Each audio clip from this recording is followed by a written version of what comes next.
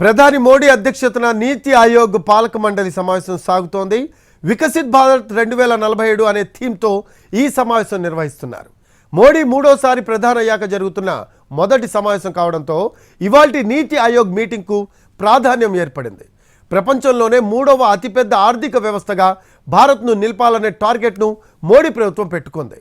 2047 నాటికి ఈ లక్ష్యాన్ని సాధించడానికి కేంద్ర రాష్ట్రాల మధ్య పరస్పర సహకారాన్ని మరింత వేగవంతం చేయడంతో పాటు గ్రామీణ పట్టణ జనాభా జీవన ప్రమాణాలను పెంచేందుకు తీసుకోవాల్సిన చర్యలపైన నీతి ఆయోగ్ సమావేశంలో చర్చించనున్నారు.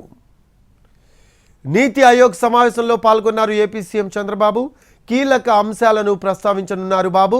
వికసిత్ భారత్ 2047 అజెండాగా జరిగే నీతి ఆయోగ్ భేటీలో ఏపీ అభివృద్ధిపై ప్రస్తావిస్తారు చంద్రబాబు.